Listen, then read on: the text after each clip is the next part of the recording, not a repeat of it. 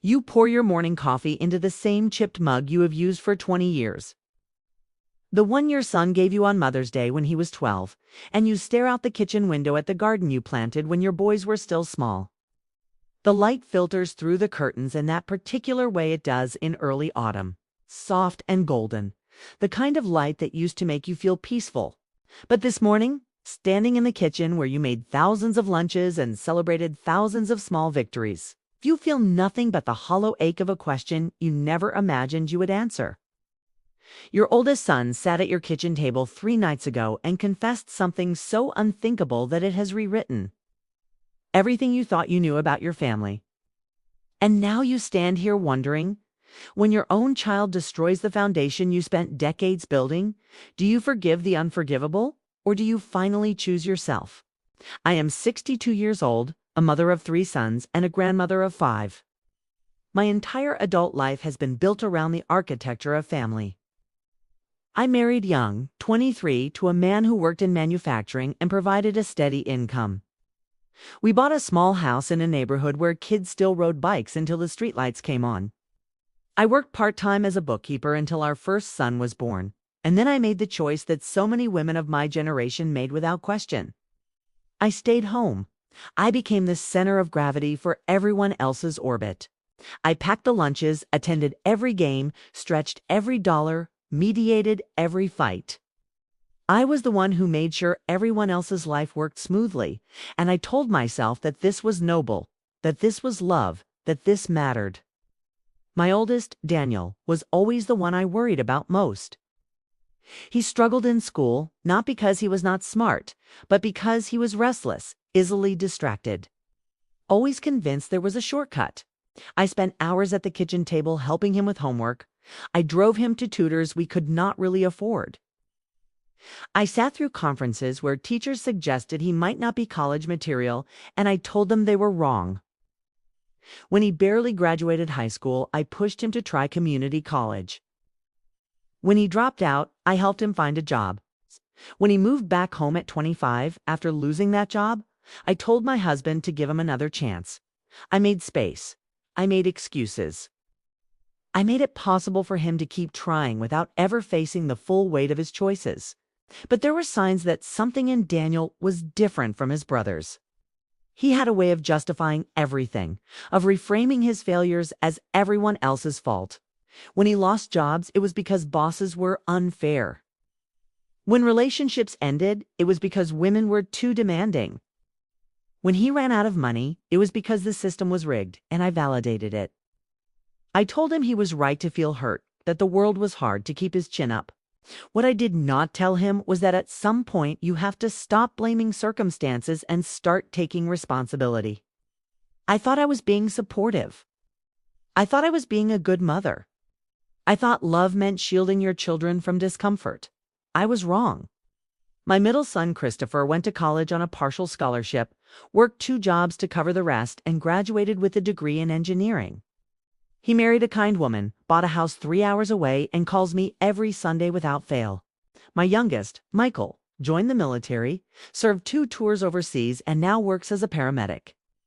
Both of them built lives that required no rescue missions from me. Both thanked me often for the childhood I gave them, but never asked me to subsidize their adulthood. And yet it was always Daniel I worried about. It was always Daniel I made exceptions for. It was always Daniel who took and took while I convinced myself that this was just what mothers did for sons who struggled.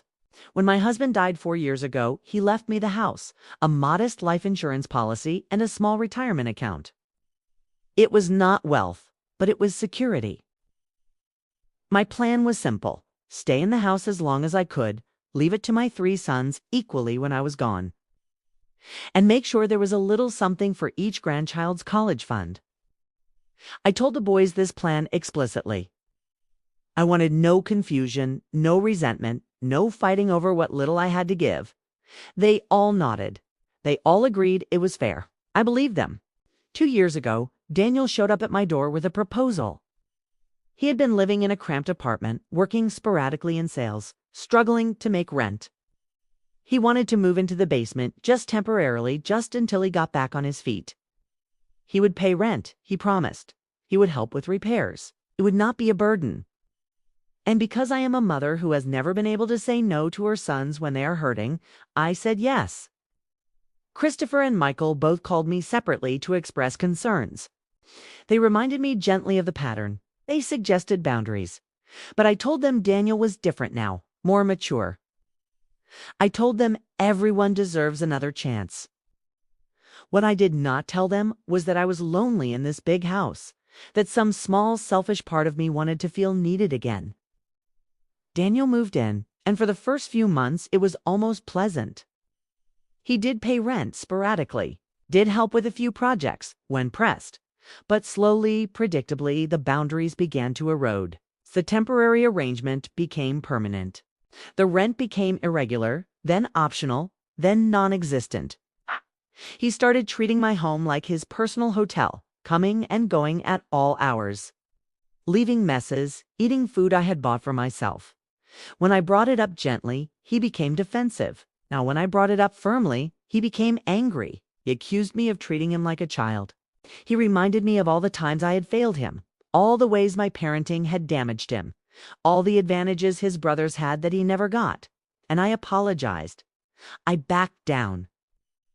I told myself that keeping the peace was more important than enforcing rules in my own home. Then came the money.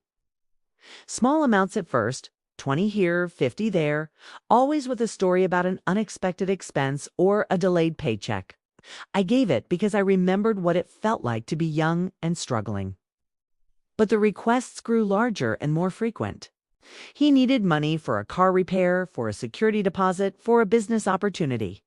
I gave him what I could from my monthly budget, skimping on my own needs, telling myself it was temporary. When Christopher found out, he was furious. He told me I was enabling Daniel, that I was sacrificing my own security for someone who would never appreciate it. We had the worst argument we had ever had, and it ended with Christopher saying something I will never forget. "Mom, you cannot save him. You are just teaching him that he never has to save himself." We did not talk for 3 weeks after that.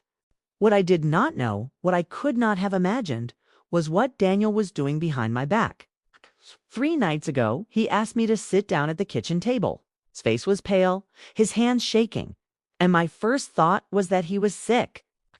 And then he told me that 8 months ago, when I had been in the hospital for a minor surgery, he had found my financial documents. He told me that he had used my personal information to take out a reverse mortgage on the house. He told me that he had forged my signature on documents, that he had intercepted mail, that he had worked with a predatory lender.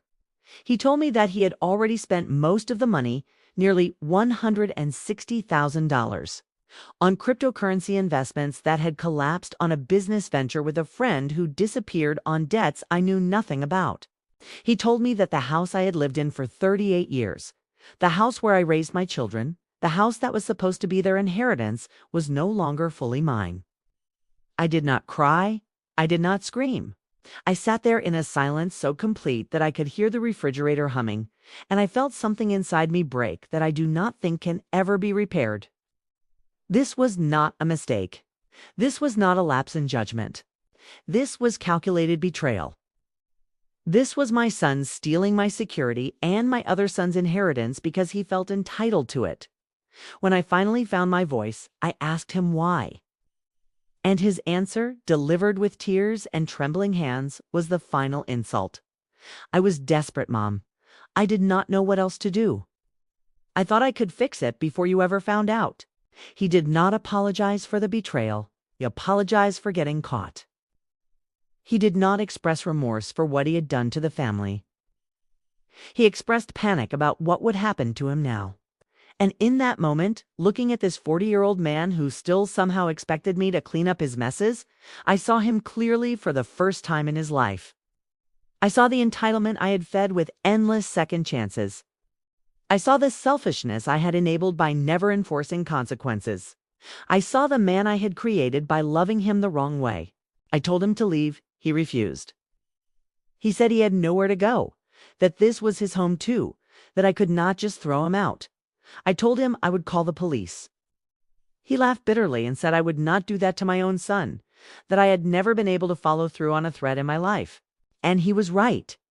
The old me, the me from 3 days ago, would have backed down. But something fundamental had shifted. I picked up my phone, dialed 911, and reported that I had discovered fraud and wanted to file a police report. The look on Daniel's face when he realized I was serious is something I will carry with me for the rest of my life. The police came. I showed them the documents, the statements, the forged signatures. They took my report and told me this was a civil and criminal matter that would take time to investigate. They could not force Daniel to leave immediately since he had established residency. But they suggested I begin formal eviction proceedings and consult with an attorney. Daniel packed a bag and left on his own, but not before telling me that I was destroying our family. That his brothers would never forgive me. That I would die alone and unloved because I chose money over my own child. I watched him go and felt nothing but a vast, echoing emptiness. I called Christopher and Michael that night. I told them everything. The silence on their end was crushing. Christopher spoke first, his voice tight with rage, and said he had warned me that he had begged me to stop enabling Daniel. Michael, gentler but no less devastated, asked if I was safe, if I needed money, if there was anything they could do. I told them I would figure it out, that I just needed them to know the truth before Daniel could spin his own version. Christopher said something that cut deeper than Daniel's betrayal. "Mom, you gave him everything, and he took the rest. When is it going to be enough for you to finally choose yourself?" The question haunted me. When is it enough? How much of yourself are you supposed to sacrifice before you are allowed to stop? Where is the line between unconditional love and self-destruction? I had spent 40 years believing that good mothers never give up on their children, that family forgives everything, that blood is thicker than any wound. But what Daniel had done was not just a wound. It was amputation. He had not just hurt me. He had stolen from his brothers, from his nieces and nephews, from everyone who had trusted that family meant something. I hired an attorney, a sharp woman in her 50s, who listened to my story without judgment and laid out my options clearly. The reverse mortgage was legal because the signatures, though forged, had been notarized by someone Daniel had paid off. Proving fraud would require prosecution, and prosecution meant testifying against my own son in criminal court. Even if I won, the money was gone, spent and unrecoverable. The house had a lien against it now. I could keep living in it, but when I died or moved to assisted living, the lender would take it to recoup their money. There would be nothing left for Christopher and Michael, nothing left for the grandchildren. Decades of careful planning erased by one son's selfish desperation. But my attorney also told me something I had not considered. If I pursued criminal charges and Daniel was convicted, there were legal mechanisms to prevent him from inheriting anything from my estate in the future. I could also file a civil suit for elder financial abuse and potentially get a judgment against him that would follow him for the rest of his life. It would not get my money back. It would not undo the damage. But it would send a message. Actions have consequences, even for sons, even for family. I thought about it for days. Thought about the years I'd spent protecting Daniel from consequences, smoothing over his mistakes, making excuses for his failures. I thought about Christopher and Michael, who had done everything right and were now being punished for their brother's crimes. I thought about my grandchildren, who would never get the college funds I had planned. I thought about the woman I had been, who believed that being a good mother meant endless forgiveness. And I thought about the woman I needed to become if I wanted to look at myself in the mirror. I filed the criminal complaint, filed the civil lawsuit. Then I did something I had never done in 40 years of motherhood.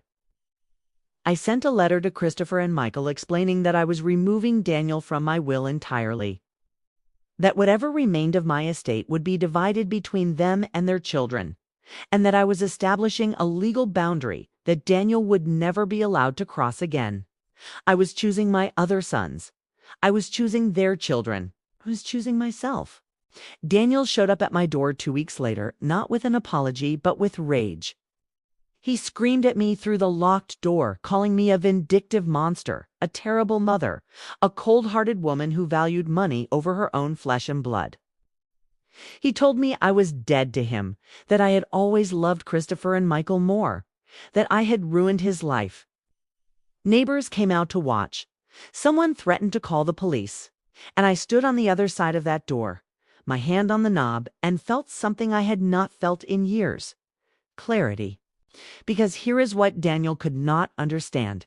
This was not about the money. The money was already gone. This was about the choice I was finally making to stop sacrificing myself and everyone else on the altar of his feelings. This was about refusing to teach my grandchildren that family means tolerating abuse and theft as long as it comes from someone you love. This was about breaking a cycle I had perpetuated for 4 decades. The criminal investigation is ongoing. The civil suit will take years. The house will never be fully mine again.